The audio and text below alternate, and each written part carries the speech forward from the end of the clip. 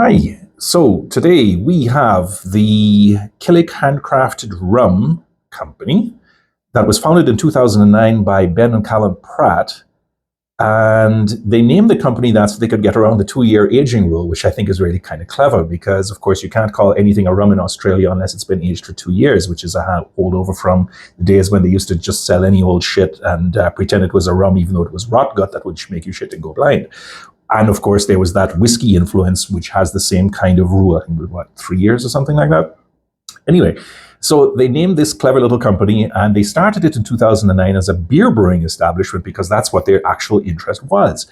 But somewhere around the 2010s, they started to get really interested in distilled spirits and they started to produce rums around 2019. You might say they had a come to rum Jesus moment, as I wrote in my review that accompanies this video essay.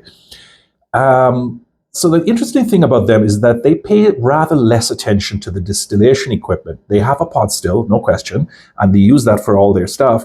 But what they're really interested in is trying to find a way to put an Australian take on the Jamaican high-ester rum production style. So they have, muck pits and they have dunder and they play around with bacterial and yeasts and all this kind of thing.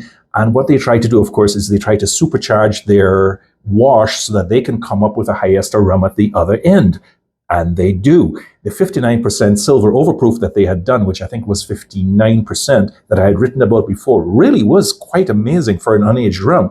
Here they've done it one better because this thing, while it isn't yet released, is already somewhere like 3+ years old. It was issued for the rum calendar, the Advent calendar for Australia in 2023, but they've kept it aging ever since because they've got a number of barrels doing it, and they're going to issue the whole thing somewhere around 2024, at least later this year. It's already, of course, September.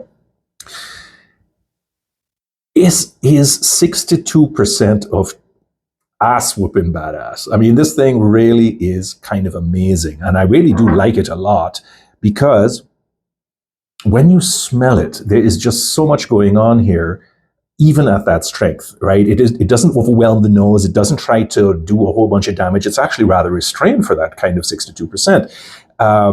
You do get a lot of aromas that signify that this is something a little bit over the top. So you've got the bubblegum and you've got candy floss, pineapples, lychees, a lot of very tart, almost sour fruits going on there, a little bit of honey and a little bit of biscuits even, and some caramel, toffee, vanilla, cinnamon, ginger, that kind of thing. All of this comes out on the nose and it's really crisp and really clear and really, really nice. You can nose this forever. I've had this in here for about 2 hours and it's still giving me a little bit extra here and there. So to sip, oh wow. Man, that's nice. You wouldn't believe this is 62%. You really wouldn't. It is so restrained. I wouldn't go so far as to say it's soft. I mean, it has that strength to it, and it kind of lands on your tongue like an anvil or like the anchor that is their logo. But you do, after a while, start to pick out the notes really crisply. So again, there's honey, there's cinnamon, there is blancmange, there's toffee, molasses. More than that, it's the fruits, stewed apples and figs and balsamic vinegar. It's that kind of thing. And there is a fair bit more to it than that. And it all melds together in a really cohesive whole. And if I have one complaint to make about it, is that the citrus is too much of it's too citrus backwards, you might say. In other words, some of the flavors the softer, more musky flavors don't get balanced by the sharper line of something like lemon or lime peel or something like that. But that's a minor complaint. Overall, this thing is actually bloody brilliant. And I was talking to the guys about some background notes to make sure that I had all the facts right before I posted this review. But in essence, my feeling is simply that they're doing something really amazing here. Now, this doesn't actually sell very well. This kind of work doesn't sell well in Australia at this point in time. But my advice really is that if this doesn't sell well in Australia, they can export it to Jamaica and make big money, because this takes the Jamaican style in a different kind of twist, while at the same time being demonstrably what a high ester or funky Jamaican rum actually is. except that it's not quite. It's got that little bit of an Australian vibe to it, and that's what I like about it. It's really nice. Now, I'm going to score this at about 87, maybe 88 points. It's pretty much worth it for that.